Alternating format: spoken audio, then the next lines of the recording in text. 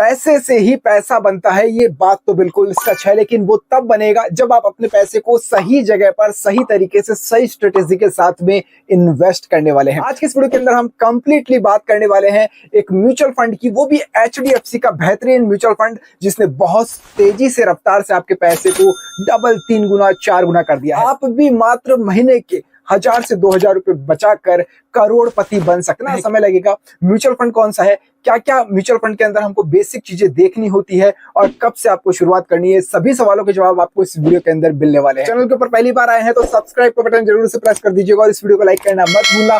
इन दोनों ही चीजों का कोई भी पैसा दोस्तों नहीं लगता है। तो चलिए वीडियो की शुरुआत करते हैं। तो आज हम एचडीएफसी के स्मॉल कैप म्यूचुअल फंड के बारे में बात करने वाले हैं। इससे पहले मैं आपको कैलकुलेशन बताता हूं। आप भैया दिन के मात्र 50 से 100 रुपए बचाकर, दिन के 50 रुपए बोल रहा हूं, जो पैसे आप फुरफुर करने में उड़ा देते होंगे या चाय की थड़ी पर बैठ के उड़ा देते होंगे, उस पैसे को यदि आपने बचा लिया तो आप कैसे अमीर बन सकते हैं, कैसे अपने पैसे को ग्रो कर सकते हैं। ये कुछ नहीं खोल रखा है मैंने ज्यादा से ज्यादा, एसआईपी कैलकुलेटर ये मेरा ऑन है। यहाँ हमने मंथली इन्वेस्टमेंट कर रखा है 2000 रुपए का मात्र।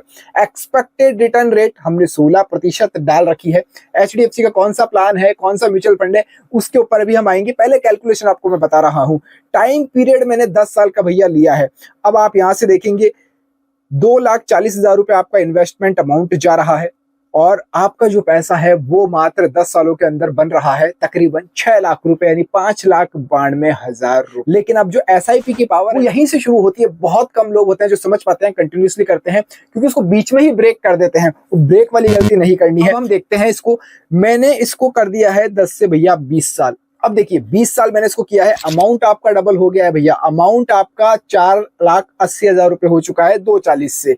अब लेकिन आपका रिटर्न जहां 6 लाख रुपए था पहले, अब आपका वो अमाउंट हो चुका है सर 35 लाख रुपए। 35 लाख रुपए आपका ये अमाउंट 20 सालों के अंदर ग्रो हो जाएगा। यदि आप 20 साल के हैं, 25 साल के हैं, 30 साल के हैं, तो सर बहुत जरूरी है आपके लिए ये एसआईपी, बहुत इंपॉर्टेंट है। क्योंकि एक एज आती है, एक फ्यूचर होता है 40 से 50 साल की एज, जब आपके हाथ पैर काम नहीं करेंगे ना, तभी अमाउंट आपके लिए काम आने वाला है। अब हम इसको और बढ़ा देते हैं। 10 साल में इसको जस्ट और बढ़ाता हूँ, 28 साल कर देता हूँ, यानी 8 साल मैंने इसको और ग्रो किया। यदि आपकी एज 20 साल है तो जब आप 48 साल के हो जाओगे, यानी 30 साल, 40 साल, 48 साल, यानी 28 साल और हम इसको बढ़ा देते हैं, तो आपका ये अमाउंट बन जाएगा 1,28,00,000। आपको यकीन नहीं हो रहा है, लेकिन ये सच है। इससे भी ज्यादा बन सकता है, इससे थोड़ा सा ऊपर नीचे रह सकता है, क्योंकि फिक्स्ड स्टॉक मार्केट के अंदर कुछ नहीं होता है, क्योंकि म्यूचुअल फंड के अंदर उतार चढ़ाव चलता रहता है। लेकिन अगर हम एक एक्सपेक्टेड रिटर्न रेट 16% हमने लिए, ये 16% की रेट से भी अगर आप काउंट करते हैं तो 1,28,00,000 रुपए आपके ये